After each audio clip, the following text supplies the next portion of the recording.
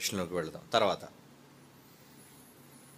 అన్నయ్య, నా పేరు అశోక్, ప్రకాశం జిల్లా పొదిలి మండలం ఉప్పలపాడు గ్రామం. అన్న, నా ప్రశ్న ఏంటంటే BOUY యూత్ అంటారు, కానీ సంవత్సరానికి ఒక్కసారి మీటింగ్ జరిగిస్తే యూత్ అవుతారా?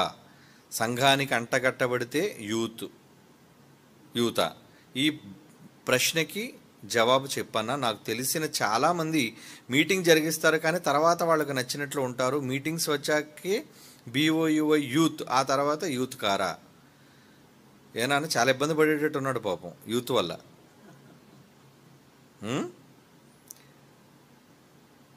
యూత్ అనగానే ఏంటి? BOUY యూత్ అని పెట్టుకున్నారంటే ఏమండి? యూత్ అన్నారంటే పని, బాధ్యత. ఎప్పుడు చేయాలి పని? చాలామంది మీటింగ్లు వచ్చినప్పుడు కనబడుతుంటారు, మీటింగ్లు వచ్చినప్పుడు బాధ్యతల్లో ఉంటారు. మీటింగ్ లేవనుకోండి, ఇప్పుడు ఆయన ఆవేదన అదే. మీటింగ్లు లేనప్పుడు మరలా యూత్ అంతా ఏమైపోయారు? ఇంకా సంఘానికి ఏం యూత్ లేరా? ఏమండి, యూత్కి ఇంకేం పని లేదా? మన చర్చిలో ఉన్నారు ఏమండి, వాళ్ళు మీటింగులో పనిచేస్తారు, మోదల్స్లో పనిచేస్తారు, సంఘంలో స్పెషల్ కార్యక్రమాలు ఏం జరిగితే పనిచేస్తారు. రెగ్యులర్గా వాళ్ళు యవనస్తుల కూడికలో సమావేశంలో వాళ్ళు హాజరవుతూ ఉంటారు. అంటే ఎప్పుడూ దేవుని పనిలో పాల్గొనేవారుగా ఉండాలి. అప్పుడప్పుడు 75 సంవత్సరాలకి వచ్చిపోయే చుక్కలా ఉంటే ఎలా? ఏమండి, అంతరిక్ష అతిథులు కొన్ని ఉంటాయి, ఎప్పుడు కనబడవు. ఏమంటే అప్పుడప్పుడు కనబడుతుంటాయి కొన్ని చుక్కలు. అలా చాలామంది సంఘంలో చుక్కల్లా కనబడుతుంటారు. అబ్బా ఏంటండి ఈరోజు ఈయన వచ్చాడేంటి? ఏ లేదండి, నాన్నగారు పుట్టినరోజు కదా, నవంబర్ 20, అందుకు వచ్చాడు. ఏమంటే కొంతమంది చూడండి స్పెషల్ ప్రోగ్రాంలో కనబడుతుంటారు. మరి కొంతమంది ఇంకేంటంటే డిసెంబర్ 31 కదా, ఎప్పుడు చూడలేని ముఖాలన్నీ కూడా ఆ రోజు కొత్త కొత్తగా కనబడుతుంటాయి. ఏంటి, పాతవాళ్ళే వాళ్ళు సంఘంలో పాతవాళ్లే. కానీ మరి ఈ 365 రోజులు 52 వారాలు కనబడరు ఎందుకు? వాళ్ళు కనబడరు. మరి మేము సంఘస్థులంటే ఏమండి, ఎప్పుడూ పాల్గొనేవారుగా ఉండాలి, ఎప్పుడూ చేసేవారుగా ఉండాలి. దేవుడు ఎవరిని గుర్తిస్తాడు? ఎల్లప్పుడూ ఆయన పనిలో ఉన్న వాళ్ళని గుర్తిస్తారండి. కొన్ని రోజులు చేసి కొన్ని రోజులు మానేసి, అందులో సంఘంతో ఉండటం అంటే అది చాలామందికి అర్థం కావట్లేదండి. ఏదో మేము పనిలో ఉన్నామా లేదండి, పని అప్పచెప్పడం మేము చేసాం కదండి, మా పని అయిపోయిందండి, పని అయిపోయిన తర్వాత మేము ఎందుకు రావాలండి, ఇంకెందుకు ఉండాలండి, మేము వినాల్సిన పని లేదండి. చాలామంది క్లాసులకు రారు. ఇక్కడే కాదండి, మీ దగ్గరే కాదు, బయట కోసం చెబుతున్నాను. లైవ్ వచ్చేటప్పుడు తరగతులు వినరు, ఆదివారం పూట ఆరాధనలో పాల్గొరు. ఏమండి, రెగ్యులర్గా చెప్పబడే శనివారం ఆదివారం వాక్యాలు ఉపదేశాలు వాళ్ళు వినరు. పని ఉంటే చెప్పండి మేము వస్తామంటే. పని చేసేవాడు ఎలా ఉండాలి? జ్ఞానవంతుడే కూడా ఉండాలి. పనిలో జ్ఞానం కావాలి కదా, నేర్చుకోపోని. సరే మీకు చదువు లేకపోవచ్చు, లేదంటే బైబిల్ డిగ్రీ లేకపోవచ్చు, వింటున్నారు కదా చాలామంది, వినండి, విని నేర్చుకోండి. తప్పేముంది విని నేర్చుకోవటంలో? మీరు వినాలి, విని పని చెయ్యాలి, రెండు చెప్పాడు దేవుడు. మీరు వినువారు మాత్రమయ్యుండి మిమ్మల్ని మీరు మోసపుచ్చుకొనకుండా విన్న వాక్య ప్రకారంగా దేవుని పనులను చేసేవారుగా ఉండాలి. వినాలి, చెయ్యాలి, రెండు ఉండాలి. చాలామంది రెండిట్లో ఏదో ఒకటే ఎంచుకుంటారు. కొంతమంది ఎప్పుడు వింటారు, ఏ పని చేయరు. మరి కొంతమంది ఎప్పుడు వినరు, పనికి మాత్రం కనబడతారు. ఏం ప్రయోజనం చెప్పండి? వినకుండా పనికొచ్చిన ప్రయోజనం లేదు, పనికొచ్చి దేవుని వాక్యాన్ని వినకుండా పోయినా ప్రయోజనం లేదు. అంటే ఏం కావాలి అందరిలో? వినండి, ఏమండి, పని చెయ్యండి. సంఘాల్లో వీళ్ళు ఎలా ఉన్నారంటే, సభ పెడితే యూతోడుగా కనబడుతున్నారు, పైన పేరు ఉండాలి BOUY యూత్ అని. ఏమండి, సంవత్సరానికి ఒక్కసారి జరిగిస్తే యూత్ అవుతారా అన్నాడంటే సంవత్సరానికి ఒకసారి కనబడుతున్నారు తోకచుక్కల్లాగిళ్ళు. మరి అలా ఉంటే ఎలా చెప్పండి? ఏమండి, ఇంటిలో భార్య అనగానే ఏదండి మీ భార్య ఏదండి అని ఇంట్లోకి వచ్చి అడిగారు అనుకోండి, వచ్చే సంవత్సరం వస్తుందండి అన్నారు అనుకోండి. ఎక్కడికి వెళ్ళిందండి అంటే, అత్తారింటికి వెళ్ళిందా, అదే మీ అత్తగారింటికి వెళ్ళిందంటే, లేదండి ఆవిడ 365 రోజుల్లో కేవలం పండగలో పలానా పండగప్పుడు మాత్రమే, లేదా క్రిస్మస్ పండగప్పుడు మాత్రం ఒక్కరోజు వస్తుందండి, మా ఇంట్లో ఉంటుంది, కాపురం చేస్తుంది, మళ్ళీ 26వ తేదీ వెళ్ళిపోద్ది, మళ్ళీ వచ్చే సంవత్సరం వస్తుందంటే ఆవిడ భార్య. మీరెందుకంటే అలాంటి ఆవిడని పెళ్లి చేసుకున్నారు? అంటే ఒక భార్య అనగానే ఎప్పుడూ ఇంట్లో ఉండి రోజంతా పనిచేసేది, రోజంతా భర్తకి పిల్లలకి ఎన్నో చాకరీ చేసి పెట్టేది. అలాగే భర్త అంటే వీళ్ళు బాధ్యతలు. కుటుంబం అనగానే ఎప్పుడూ కలిసి ఉండేది కుటుంబం. మరి దేవుని కుటుంబం అని మనం చెప్పుకుంటున్నప్పుడు మీరు దేవుని కుటుంబంలో ఎందుకు కలిసి ఉండట్లేదు? ఎప్పుడును ఎందుకు కనబడరు? మనలో చాలా మందిలో బయట కళాశాలల్లో కానీ సంఘాల్లో కానీ ఈ జబ్బు ఉంది. ఏంటా జబ్బు? కలవకపోవటం. ఎవరితో బాధ మీకు? ఎవరితో బాధ? ఏమండి, పలానా ఊర్లో అక్కడ చాలా పెద్ద సంఘమే ఉంది మనది, BOUY క్రైస్ట్ చర్చ్ ఉంది, కానీ అక్కడికి వెళ్ళరు. ఎందుకు వెళ్ళరు? నాయకుడితో సమస్య. ఏంటి నాయకుడితో సమస్య? ఆయన మా కోసం వాక్యం చెప్తుంటాడండి, ఎప్పుడు ఆయన మా మీద ప్రసంగం చెప్తుంటాడండి అని వీళ్ళు అనుకుంటారు. కనుక అనుకొని ఏమనిపిస్తుంది వీళ్ళకి? మేము అక్కడికి వెళ్ళలేమండి. ఎందుకు వెళ్ళకుండా పోవాలి? ఎందుకు వెళ్ళకుండా పోవాలి అంటే వింటే సరిపోద్దా? లైవ్ వచ్చింది కాబట్టి మేము ఇంటి దగ్గర ఉండి వింటామండి, మేము వెళ్ళమండి, మేము వెళ్ళి కలిసి అక్కడ ఉండలేమండి. ఇక్కడ మీకు కావలసింది వ్యక్తులు కాదు, గుర్తుపెట్టుకోండి. మీరు వస్తుంది మనుషుల కోసం కాదు. పోనీ అలాగనే మిగతా దగ్గరికి వెళితే అక్కడ సత్యం లేదు. పోనీ ఎక్కడికైనా మీరు వెళ్ళండి, కానీ సత్యం చెబుతారా? మిమ్మల్ని పరలోకాన్ని నడిపించే పనులను చేయిస్తారా? పరలోకానికి తీసుకుని వెళ్ళే బాధ్యతలు మీకు అప్పచెప్తారా? పరలోకానికి వెళ్ళిపించే మాటలు మీకు చెబుతారా? అంటే అన్ని భిన్నమైన బాధలు, మాటలు, తప్పుడు విధానాలు, తప్పుడు భక్తిని నేర్పిస్తుంటారు. తప్పుడు భక్తి అంటే మీకు తెలుసు, చాలా బయట చూసే ఎన్నో తప్పుడు భక్తులు. తప్పుడు భక్తి అది అంటే ఏంటి? కన్నీటితో ప్రార్థన, మోకాళ్ళు వేయటం, ఇవన్నీ ఫిజికల్ డ్రిల్ అనేది చాలామంది దగ్గర ఉంటుంది. కానీ పని అనేసరికి పని చేసేవాడికి పరలోకం వస్తుంది, కానీ ఇక్కడ డ్రిల్ చేసేవాడికి పరలోకం రాదు. అది చాలామందికి తెలియదు. కనుక ఏది నిజమైన భక్తి, ఎలా ఉండాలి, ఏం చేస్తే పరలోకానికి మనం వెళ్తాం అనేది మీకు క్రైస్ట్ చర్చ్ నేర్పించింది. అవునా? బైబిల్ విశ్వవిద్యాలయంలో విద్య నేర్చుకున్న వాళ్ళు, మీకు సర్వసత్యాన్ని గ్రహించి నేర్చుకొని ప్రకటించేవాళ్ళు క్రైస్ట్ చర్చ్లో మీకు ఉన్నారు కనుక సత్యాన్ని విడిచిపెట్టి ఎలా వెళ్ళిపోతారు మీరు? ఒక వ్యక్తితో విభేదం వచ్చింది, లేదంటే కొంతమంది ఏంటంటే నాయకుడు మంచోడే, అందరూ మంచోడే, కానీ ఆ సంఘానికి వచ్చే మరొక వ్యక్తితో విభేదం. ఆయన వస్తే నేను రాలేనండి, ఆవిడ ఉంటే సంఘంలో నేను అక్కడ రాలేనండి, ఇలా మానేసేవాళ్ళు కూడా చాలామంది ఉంటారండి. మీరు వస్తుంది మనుషుల కోసమా? మీరు వస్తుంది మీ ఆత్మల రక్షణ కోసమా? మీ ఆత్మల రక్షణ కోసం మీరు వస్తున్నారు అన్నదే నిజం. అలాంటప్పుడు మనుషులతో మీకేం పని? రండి, దేవుని మాటలు వినండి, చేతనైన పని చెయ్యండి, అప్పగించిన బాధ్యత నిర్వహించండి, వెళ్ళిపోండి. ఇంకొకరితో మాట్లాడవలసిన పని మీకేంటి? ఏమండి, నిజానికి క్రైస్తవులు అంటే అన్నీ మర్చిపోయి క్షమించి పెద్ద మనసుతో అందరితోనూ మంచిగా ఉండటం అనేది నిజమైన క్రైస్తవ్యం. కానీ మరి అంత మనసు లేదు కదా. ఎక్కడ చూడండి ఈ సమస్యలు. ఒకే ఊర్లో ఉంటారు, కానీ అక్కడికి వెళ్ళరు, క్రైస్ట్ చర్చ్కి వెళ్ళరు, అక్కడ సహవాసంలో ఉండరు. ఏమండి, బైబిల్లో ఒక మాట అన్నాడు, దేవుని వాక్యం ఎప్పుడు నిష్ప్రయోజనం అయిపోద్ది అని చెప్పాడు. హెబ్రీ పత్రికలో ఒక మాట అన్నాడు, వినిన వారితో అంటాడు. చూడండి, మీరేం చేయాలి? 4వ అధ్యాయం, హెబ్రీ పత్రిక 4వ అధ్యాయం 2వ వచనం. హెబ్రీ పత్రిక 4వ అధ్యాయం 2వ వచనం చూడండి. వారికి ప్రకటింపబడినట్లు మనకును సువార్త ప్రకటించబడెను, కానీ వారు విన్నారు. వినిన వారితో, మీతో పాటు చాలామంది వింటున్నారు కదా, ఇక్కడ చాలామంది మీతో పాటు వింటున్నారు. మీ ప్రాంతాల్లో కూడా లైవ్లో చాలామంది మీ ఊర్లో ఉన్నవాళ్ళు వింటున్నారు. ఓకే, వినిన వారితో నమ్మకంతో విశ్వాసము గలవారై, ఈ మాట చూడండి, కలిసి విశ్వాసము గలవారై ఉండలేదు అంటలేదు, విశ్వాసము గలవారై. అక్కడ 3 అక్షరాల పదాన్ని యాడ్ చేశాడు. ఏంటి ఆ పదం? కలిసి. కలిసి కలిసి ఉండలేదు గనుక మీరు విన్న వాక్యం నిష్ప్రయోజనమైపోయింది అంటున్నాడు. చూడండి, అంటే వాక్యం పనికి రాకుండా పోవాలి అంటే మీరు విన్న వారితో కలిసి ఉండకపోతే మీరు ఎన్ని మాటలు వినండి, అది నిష్ప్రయోజనం. ఇంటి దగ్గర ఉండి వింటున్నాం కదండి, వింటున్నారు, మరి అదే అంటున్నాడు ఇక్కడ. విన్న వాక్యము లైవ్ ద్వారా విన్న వాక్యము వినండి. మేము వింటున్నామండి, వాక్యాన్ని వింటున్నాం కదండి, లైవ్ పెట్టుకుంటున్నాం కదండి, చెప్పకండి మాటలు. చాలామంది వ్యక్తుల మీద కోపాలతో దేవుని యొక్క సహవాసాన్ని మానేస్తున్నారు. అది తప్పు. మీకు మీరే హాని చేసుకుంటున్నారు. వ్యక్తి మీద కోపం అయితే మీరెందుకరా గాయం చేసుకుంటున్నారు? చాలామంది పిచ్చోళ్ళు ఉంటారండి, కొంతమంది అలా నిజంగా పిచ్చోళ్ళే. ఎవరి మీద కోపం వచ్చింది అనుకోండి, ముందు చేయి కోసుకుంటారు పరపరమని. వాళ్ళ మీద కోపంతో నీ చేయి కోసుకోండి, బుద్ధి ఉందా నీకు అసలు?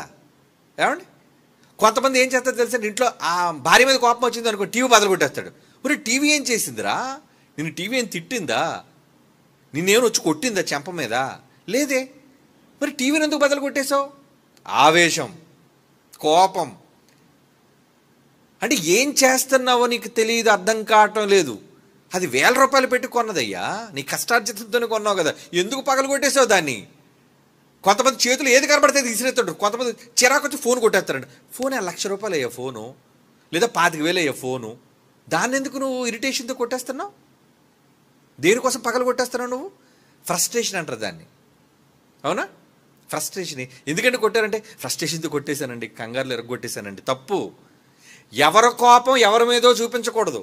ఒక సామెత ఉంది మన దగ్గర, ఏది? అత్త మీద కోపం దేని మీద చూపించిందట? దొత్త మీద చూపించిందట. అంటే అత్తగారు ఏదో తిట్టింది, మరి అత్తనేం అనలేదు కదా, పక్కన కుక్కనో దొక్కనో దేనో కొట్టేసింది మొత్తానికి. లేదా ఏమీ లేకపోతే అనువుగా పిల్లలు ఉంటారు కదండి, పడా మనలు కొట్టేసి. వాళ్ళు ఏమీ తెలియదు, ఎందుకు అమ్మ కొడుతుందో తెలియదు. ఎందుకంటే వాళ్ళు అత్తగారు తిట్టారని పిల్లలు కొట్టేస్తాడు. వాళ్ళు ఏం చేశారు? ఏమండి, భర్త తిట్టాడని గిన్నెలు ఎత్తేయటం, భార్య తిట్టిందని చేతులు కోసేసుకోవటం, కాళ్ళు కోసేసుకోవడం, ఇంట్లో వస్తువులు పగలు కొట్టేయడం, అది కాదు సమాధానం. అంటే ఏది ప్రయోజనకరమైనదో ఆలోచించి చెయ్యాలి, లేదంటే మూర్ఖత్వం అనిపించుకుంటుంది. అది మూర్ఖత్వం. అటువంటి మూర్ఖత్వం ఉండకూడదు మనకి. ఎవరి మీద కోపం అయితే ఎవరి మీద చూపిస్తున్నావు నువ్వు? వాక్యం ఏం చేసింది? సత్యం, సహవాసం కదా ఇది. అందరూ కలిసి ఉంటేనే కదండి బలం. ఒక కుటుంబంలో అందరూ కలిసి ఉంటేనే కదండి జ్ఞానం.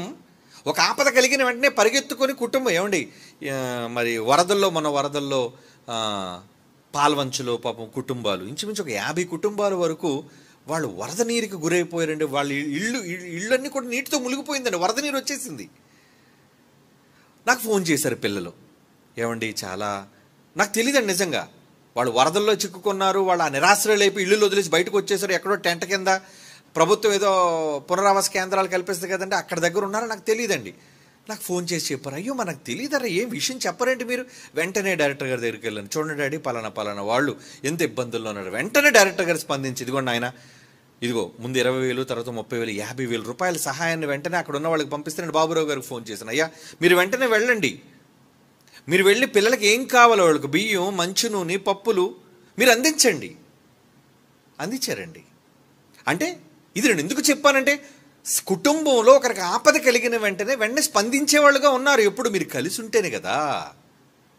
మీరు కలిసి ఉండకుండా మీతో మాకు సంబంధం లేదు, మా మార్గాన్ని మేము ఉంటాము, ఆయన మీ మీద కోపంతో మేము రాము. ఎవరి మీద కోపం ఎవరి మీద చూపిస్తున్నారు మీరు? దేవుడేం పాపం చేశాడు? ఏమండి, ఇక్కడ చెప్పబడుతుంది దేవుని వాక్యం మాత్రమే. వాక్యాన్ని వినండి, వచ్చే మీ చుట్టుపక్కల ఉన్న మనుషులు చూడకండి. మీకు నచ్చకపోతే ఎవరితో మాట్లాడకండి, కాముగా వెళ్ళండి, కాముగా వినండి, కాముగా వచ్చేయండి, అంతే. ఏమండి, కానీ ఎందుకు మానేస్తున్నారు? సహవాసాన్ని ఎందుకు మానేస్తున్నారు?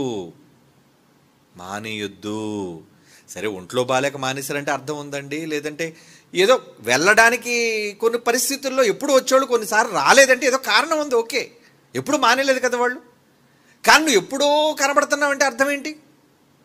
ఈ సంఘంలో బాప్తీసం తీసుకున్నావు, అప్పుడప్పుడు పనుల్లో కనబడుతుంటావు, ఆ తర్వాత గుడికి రావు, వాక్యాన్ని వినవు, కలిసిన వాళ్ళతో సహవాసంలోనూ ఉండవు. సహవాసము చాలా ఇంపార్టెంట్ అండి. ఒక కుటుంబం నిలబడింది అంటే భార్య భర్త సహవాసంలో ఉండాలి. అప్పుడే కదండి ఆ పిల్లలు, ఆ కుటుంబం బాగుంటుంది. భర్త ఒక చోట, భార్య ఒక చోట గొడవలు ఆడుకొని పోయారనుకోండి, పిల్లల పరిస్థితి ఏంటి? వాళ్ళ జీవితాలు ఏంటి? ఏమైపోవాలి చెప్పండి? దానివల్ల కుటుంబం విచ్ఛిన్నం అయిపోతుంది అంతే. అంటే ఎవరి పంతాలు, ఎవరి కోపాలు ఒకరి మీద ఒకరు చూపించుకుంటే మధ్యనున్న పిల్లలు, కుటుంబం ఏమైపోవాలి? భర్త కోపం భార్య మీద చూపించి, భార్య కోపం భర్త మీద చూపిస్తే వీళ్ళ భవిష్యత్తు ఏమవ్వాలి? వాళ్ళ భక్తి జీవితం ఏం కావాలి?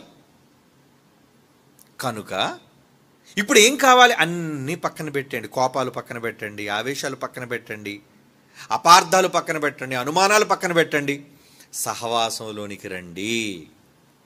అందుకే దేవుడు ఒక మాట అన్నాడండి.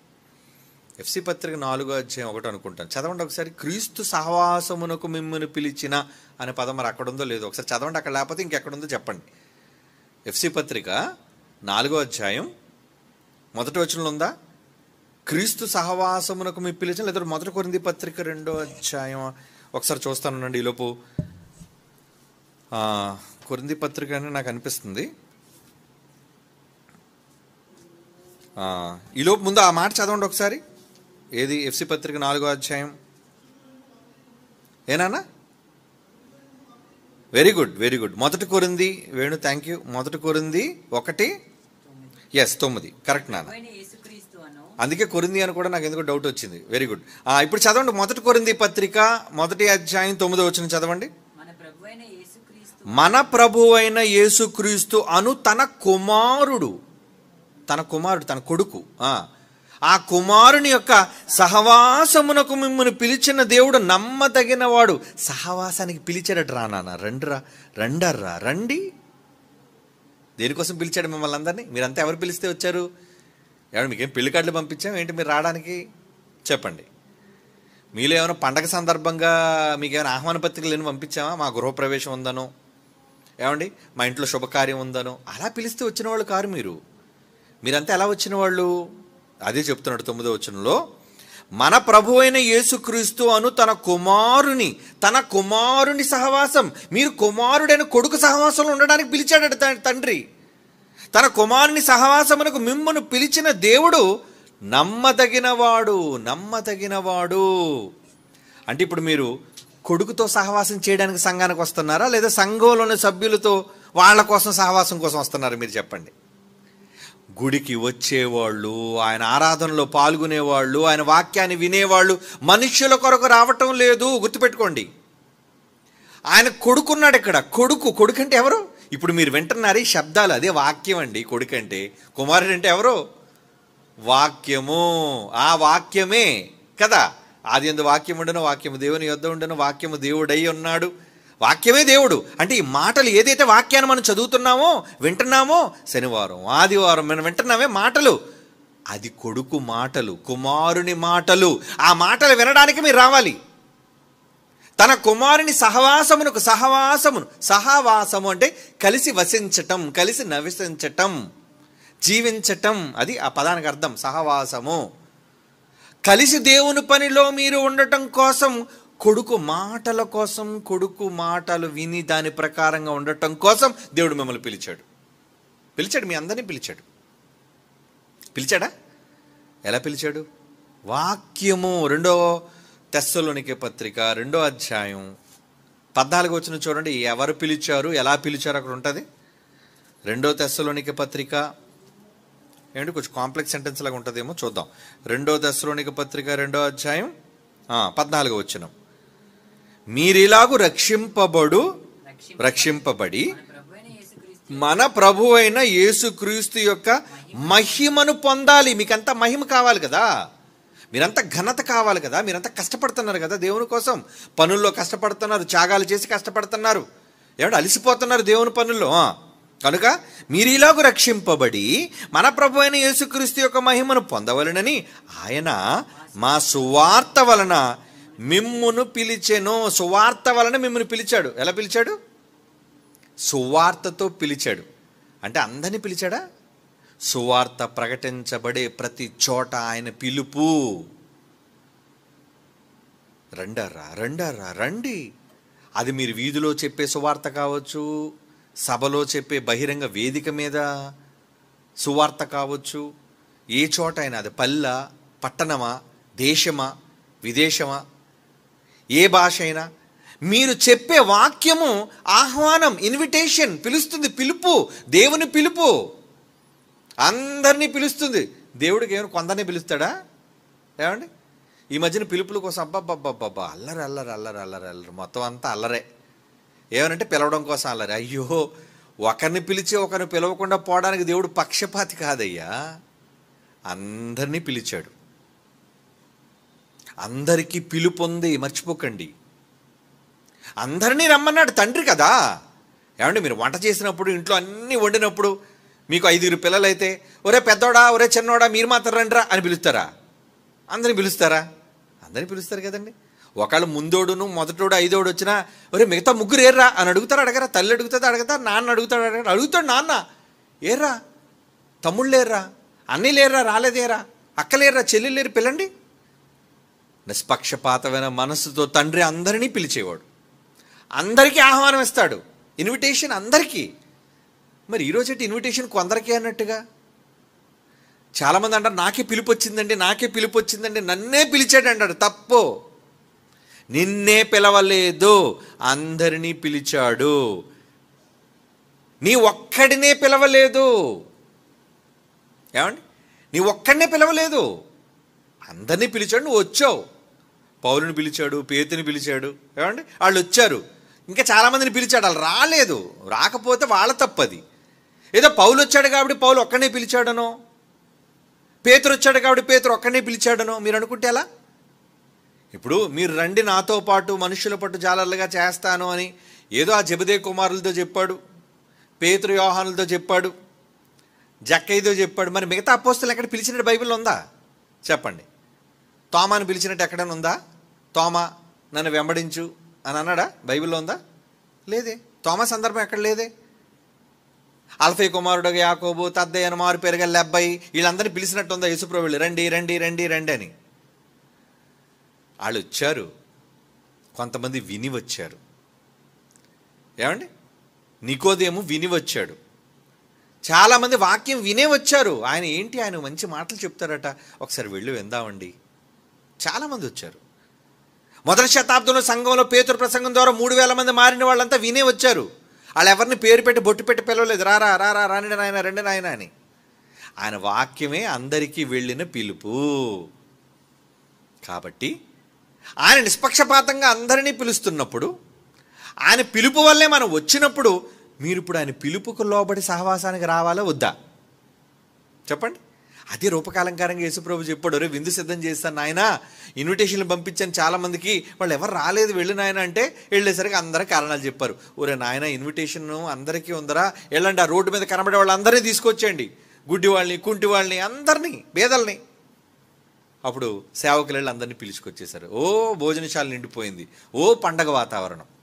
అంటే దేవుడు అందరినీ పిలవాలి అనే మనసుతో ఉన్నాడు. మరి ఇప్పుడు మీరంతా పిలిస్తేనే వచ్చారా? ఆయన పిలిస్తేనే వచ్చారు. మరి ఆయన పిలుపు కోసం మీరు వచ్చినప్పుడు ఆయన పిలుపు మీకు ముఖ్యమా, పక్కవాడు పిలుస్తున్న పిలుపు మీకు ముఖ్యమా? పక్కవాడు ఏదో అంటాడు మిమ్మల్ని, ఏమని అంటాడు? మీకేమైనా బుద్ధి ఉందా ఈ సంఘానికి రావడానికి? అసలు మీకు ఏమైనా జ్ఞానం ఉందా ఈ సంఘానికి వెళ్ళడానికి? ఏదో అంటాడు వాడు, మతిలేనుడు. ఆడదే కావచ్చు, మగోడే కావచ్చు, పనికిరాని మాటలేవో మాట్లాడతాడు. దేవుని సహవాసాన్ని వదిలేసుకుంటారా? చెప్పండి. దేవునితో సహవాసాన్ని వదిలేసుకుంటారా? ఒక భార్య నిజంగా భర్తను ప్రేమించి తనే జీవితం సర్వస్వం అనుకొని ఉంటే, పక్కలో ఎవడు పిలిచి ఎలాగెలాగన్నా, ఎవడరా పిలుస్తున్నావు, చెప్పు తీయమంటావా అని అనాలి. అవునా కాదా? నిజంగా నమ్మకమైన భార్య అయితే ఏమంటది?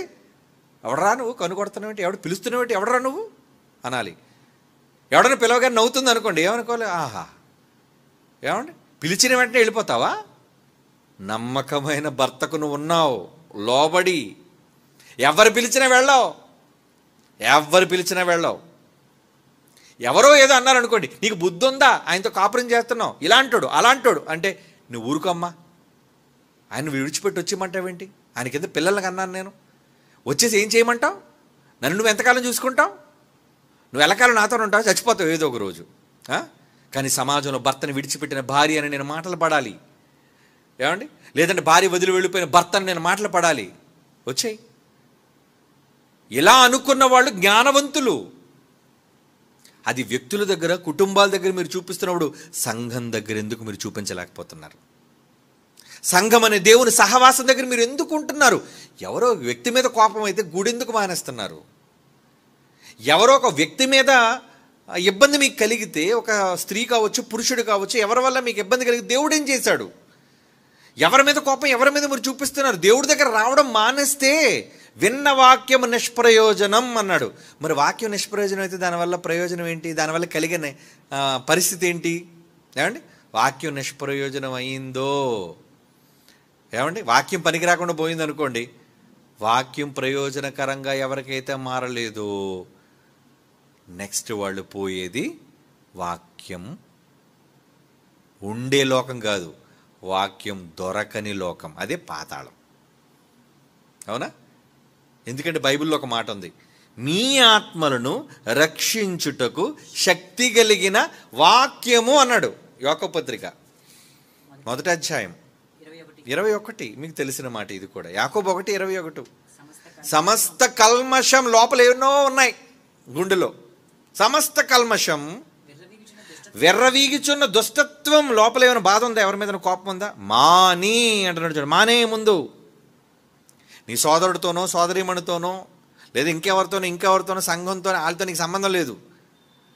దుష్టత్వమును మాని లోపల నాటబడి మీ ఆత్మలను రక్షించగలిగే ఒకే ఒక్క సాధనం అది బైబిల్. ఆ శక్తి కలిగిన వాక్యమును మంచి మనస్సుతో అంగీకరించు. మరి అంగీకరించాలంటే నువ్వు వాక్యం దగ్గరికి వెళ్ళాలా వద్దా, వినాలా వద్దా? ఏమండి, మీరు రావడం బట్టే కదా ఈ మాటలు మీరు వింటున్నారు. రాకపోతే మీకేమర్థం అవుద్ది? విందుకి వెళ్తారు కదా, మంచి భోజనం. నేను విందుకి వెళ్ళండి అంటే మిస్ అయిపోతావు. అక్కడ బూర్లు మిస్ అయిపోతావు, గారెలు మిస్ అయిపోతావు, బిర్యానీ మిస్ అయిపోతావు. ఏమంటే వీళ్ళు పెట్టే ఐటమ్స్ అన్నీ నువ్వు మిస్ అయిపోతావు. ఇంట్లో ఏముంది, చెద్దన్నం తినడమే, ఏమంటే లేదా పప్పుచారు అన్నం తినడం. పార్టీకి వెళ్తేనే కదా అక్కడ రుచులని నువ్వు అనుభవించేది. మరి సంఘానికి వస్తేనే కదా నువ్వు మంచి మంచి మాటలు వినేది, నీ ఆత్మ రక్షించబడేది. ఏమండి, ఇప్పుడు మనిషి శరీరానికి భోజనం పెట్టడానికి చూస్తున్నాడు కానీ లోనున్న ఆత్మకు పోషణ అంటే ఆత్మ మంచి మాటలు, దేవుడు మాటలు వింటున్నప్పుడు ఆత్మలాగా ఎనర్జీ వస్తుంటుందండి ఆత్మకి. భలే భలే, చాలా ఆనందంగా ఉందండి, చాలా ధైర్యంగా ఉందండి. వాక్యం వింటేనే మీకు ధైర్యం, వాక్యం వింటేనే మీకు బలం. మరి ఆత్మల కోసం బలమైన వాక్యాన్ని ఎవరు పెడుతున్నారండి? ఇప్పుడు ఎందుకు మీరు తినలేకపోతున్నారు? పెట్టడానికి మేము సిద్ధంగా ఉన్నాం కదా. ఆ గేట్ దగ్గర ఎంట్రీ ఫీజు ఒక 100 రూపాయలు పెట్టి వచ్చిన అందరి దగ్గర 100 రూపాయలు కరెక్ట్ చేయండి అంటున్నారా? ఉచితం ప్రవేశం, వాక్యం వినటం ఉచితం, అన్నీ ఉచితమే కదా. ఉచితంగా ఇచ్చినప్పుడు మీరు ఏం చేయాలి? వినండి. ఫ్రీ భోజనం, ఎక్కడైనా ఫ్రీ భోజనం అన్నారనుకోండి, ఏమండి, మన సెమినార్లో భోజనం ఉంటుంది, మనకి ఉచిత భోజనం కలదు అన్నారు. అంతే. తర్వాత కొంతమందికి భోజనం లేకుండా పోయింది. ఎందుకంటే మరి అన్ఎక్స్పెక్టెడ్ కొంతమంది వస్తారు, ఎంతమంది వస్తారని లెక్క మనకు తెలియదు కదా. అలా ఉచిత భోజనం అన్నప్పుడు ఎలాగైతే మనకి తాకిడి ఎక్కువ ఉంటుందో, ఉచిత ఆహారం వాక్య భోజనం అన్నప్పుడు వస్తారా? ఏమండి, మీరు డబ్బులు ఇచ్చి పిలిచినా మేము రావండి. ఎందుకు వాక్యం కోసం ఇంట్రెస్ట్ లేదు మీకు? ఆత్మ బాగుపడేది ఆ మాటలు వింటేనన్నారా? ఆత్మ బాగుపడాలి అంటే ఆత్మ వాక్యం వినాలి, అదే దానికి పోషకం. ఈ శరీరం బాగుండాలంటే ఎన్నో వైటమిన్స్ ఉన్నాయి, A, D, E, K, 12 రకరకాలు ఉన్నాయి, అంకెలు పెట్టారు, B12, B6 ఏవో. మరి ఆత్మ బాగా శక్తిగా ఉండాలి అంటే, ఆత్మ బాగా ఎనర్జెటిక్గా మారాలంటే, బలంగా ఆత్మ తయారవ్వాలంటే మీరు ఎంత ఎక్కువ దేవుని మాటలు వింటే అంత బలంగా మీరు మారుతారు. మరి వింటున్నారా? వినడానికి వస్తారా? ఎందుకంటే మీరు వాక్యం దగ్గరికి రాలేకపోతున్నారండి. వినాలని మాకు ఉందండి, కానీ అక్కడికి వెళితే అక్కడ కొంతమంది ఉన్నారండి మాకు పడని వాళ్ళు. అయ్యో, వాళ్ళతో నీకేం పని అయ్యా, వాళ్ళతో నీకేం పని? నువ్వు కామ్గా వెళ్ళి వాక్యం విని వచ్చేయి. ఏమండి, హాస్పిటల్కి వెళ్ళారు, రోగులు ఉండరా మరి అక్కడ? నీ జబ్బు ఉందా, నీకు ఏదో జబ్బు, డాక్టర్ గారి దగ్గరికి వెళ్ళు. ఏమండి, మరి అక్కడికి వెళ్ళేటప్పుడు ఏమండి చాలామంది అక్కడ జబ్బుళ్ళు ఉన్నారంటే, రోగిష్ఠులు. నేను అక్కడికి వెళ్ళాలంటే నువ్వు రోగిష్ఠుడు దానివైపోయి రోగిష్ఠుడు వైపు చచ్చిపోతావు. ఇప్పుడు నీకు మిగతా రోగులతో నీకు సంబంధమా? నీ రోగం నీకు ముఖ్యమా? నీ రోగం నీకు ముఖ్యం కనుక అప్పుడు ఏం చేయాలి? మిగతా రోగులతో నీకేం పని? వాళ్ళు ఎలాగా క్యూలో ఉంటారు, డాక్టర్ గారిని కలుస్తారు, వాళ్ళైతే మందులు వాడుతారు, వాళ్ళతో నీకేం పని? నువ్వు వెళ్ళు, రోగులతో నీకు అనవసరం. డాక్టర్ గారి దగ్గరికి వెళ్ళు, సంప్రదించు, మందులు ప్రిస్క్రైబ్ చేస్తాడు, వాడు, నువ్వు ఆరోగ్యంగా ఉండు. మిగతా వాళ్ళతో నీకు సంబంధం లేదు. ఇదెంత వాస్తవమో సంఘాలకు వచ్చేటప్పుడు మనుషుల మీద కోపాలతోనో ద్వేషాలతోనో రావడం మానేకండి. మానేస్తే మీకు నష్టం, మీకు నష్టం. అయితే నేనంటున్న మాట కాదు ఇది, దేవుడే సహవాసం కోసం చెప్తున్నాడు. మీరు సహవాసంలో ఉండండి. క్రీస్తు సహవాసానికి ఎందుకు పిలిచాడు? రండి నాయన, రండి రండి నాయన, బాగా తినండర్రా, మీకు మంచి భోజనం పెడతాను కదా. ఇలాంటి నెంబర్ 1 7 స్టార్ ఫుడ్ అంటారు. ఏమంటే 5 స్టార్ కూడా దాటిపోయింది. ఇప్పుడు 7 నక్షత్రాలున్న హోటల్స్ ఉన్నాయండి ప్రపంచంలో. ఏమండి బుర్జ్ ఖలీఫా ఉందనుకోండి, 7 స్టార్ హోటల్ అంటారు దాన్ని. ఏమండి అక్కడ ఒక ప్లేట్ బిర్యానీ 3,500 రూపాయలు. ఏమండి ఒక ప్లేట్ బిర్యానీ 3,500. అక్కడ 3,500తో మనం ఒక నెలంతా భోజనం చేయొచ్చు, మంచి భోజనం. మరి అక్కడ భోజనం అలాంటిది, నెంబర్ 1 ఫుడ్, ఖరీదైన భోజనం. ఏమండి అక్కడ వండించే విధానం వేరు. నేను ఇలాగ దుబాయ్లో ఫ్లైట్ దిగానో లేదండి, ఆ రోజు రాత్రే నా కుమారుడు పిలిచాడు, డాడీ మీరు బుర్జ్ ఖలీఫాలో మీరు హోటల్కి రావాలి. ఎందుకు నాయన అక్కడికి? నేను ఇందులో చెఫ్గా పనిచేస్తున్నాను డాడీ, మీకు వండి పెడతాను నేను. ఓకే అంతేనండి. వెళ్ళగానే అన్నీ ఆర్డర్ పెట్టాడండి టేబుల్లో. ఎంతకని తింటాం? ఇంక నేను నా కొడుకు అభి అయితే ఇంక తినలేవరా అంటే, లేదండి నెక్స్ట్ ఇంకొక ఐటమ్ వస్తుంది, నెక్స్ట్ ఇంకొక ఐటమ్ వస్తుంది, నెక్స్ట్ ఇంకో ఊరి ఎంతరా బిల్లు అంటే, మీరు బిల్లు కోసం కంగారు పడకండి డాడీ, నేను ఇందులో చెప్పను కదా, నాకు ఇందులో డిస్కౌంట్ ఉంది, నీకు ఏం డబ్బుల కోసం మీరు కంగారు పడకండి, మంచి భోజనం మీరు చెయ్యండి అంటే. మరి అక్కడ భోజనం ఎలా ఉందంటే నాణ్యత, భోజనం తాలూకా క్వాలిటీ ఎలా ఉందంటే నెంబర్ 1. వాళ్ళు వండేవాళ్ళు కావచ్చు, వడ్డించేవాళ్ళు కావచ్చు, నెంబర్ 1 క్వాలిటీ ఫుడ్. రుచి కూడా అంత బాగుందండి. ఎప్పుడు వండేవాళ్ళు కూడా అక్కడ మనం వండే కాయగూరలు ఏం అంగారగ్రహం నుంచి ఏం తీసుకురారు ఏమిని, భూమి మీద పండే వంటకాలతోనే కాయగూరలు ఆకుకూరలతోనే వండుతారు అక్కడ కూడా. కానీ ఎందుకు అంత మధురంగా ఉంది? అక్కడ వండే విధానం. కనుక 7 స్టార్ ఫుడ్ అంటే బైబిల్ ఓపెన్ యూనివర్సిటీ ఇంటర్నేషనల్లో, క్రైస్ట్ చర్చ్లో మీకు 7 స్టార్ ఫుడ్ కంటే గొప్ప క్వాలిటీ ఫుడ్ ఇక్కడే దొరుకుతుంది మీకు. ప్రపంచంలో ఏ హోటల్లోనే మీకు అంత మంచి భోజనం దొరకదు. ఆరోగ్యకరమైన భోజనం, కరెక్ట్గా ఉండటం, మీకు సమపాళ్ళలో పెట్టడం, మీకు చక్కగా సర్వ్ చేయడం అంటే వాళ్ళు కూడా ఎంత చక్కగా సర్వ్ చేస్తారో తెలుసా అండి. ఎలా పడితే అలాగా ఏది హోటల్లో వాళ్ళు పిలవగానే వచ్చి అలా ప్లేట్తో నీళ్ళు ఇలాగ ఇచ్చేసి ఇలా టిఫిన్ ప్లేట్ ఇలాగ ఇచ్చేసినట్టుగా చేయరండి. వండే చెఫ్ కూడా వచ్చి ఎలా ఉందండి భోజనం అని అడుగుతాడు.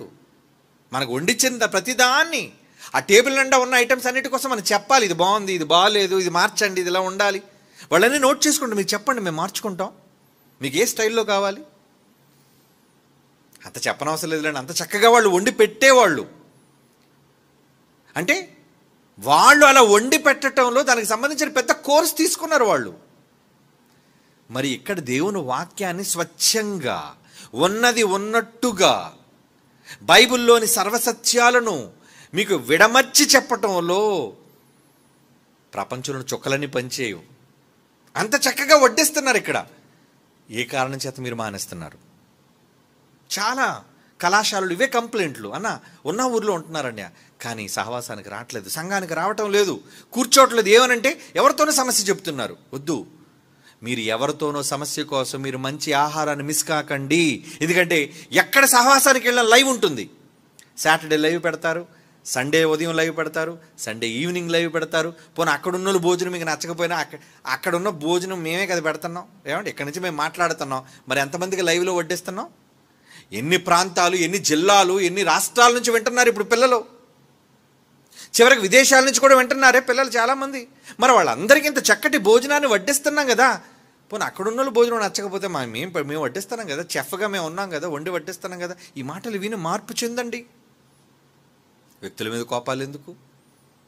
కనుక దయచేసి దేవుని సహవాసానికి దూరం కాకండి. కాబట్టి సంవత్సరానికి ఒకసారి కనబడే యూత్ వాళ్ళని పేరింట, అప్పుడప్పుడు దేవుని పనిలో కనబడేవాళ్ళుగా కాకుండా ఎల్లప్పుడూ సహవాసంలో ఉండేవాడే రియల్ క్రిస్టియన్. ఒకసారి మెడలు వంచి తాళి కట్టించుకున్నావంటే ఆ భర్త బ్రతికున్నంత వరకు నువ్వు ఆయనకి సొంతం. నువ్వు ఆయనకు లోబడి ఉండటం అనేది ధర్మం.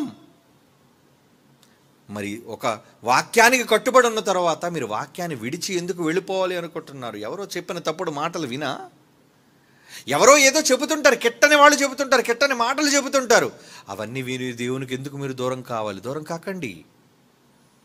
సంవత్సరానికి ఒకసారి దేవుని పని చేయడానికి వచ్చినప్పుడు అందరూ కలుసుకున్న ఆ తర్వాత ఎవరి పనుల్లో వాళ్ళు ఉండకండి. పాపం తమ్ముడు ఆవేదనతో అడుగుతున్నాడు, అశోక్ వయసు ఎంతో రాయలేదు కానీ ఏమండి, వద్దు అలా ఉండకండి. దేవుని పనిలో నమ్మకంగా ఉండండి. ఏనానా? God bless you.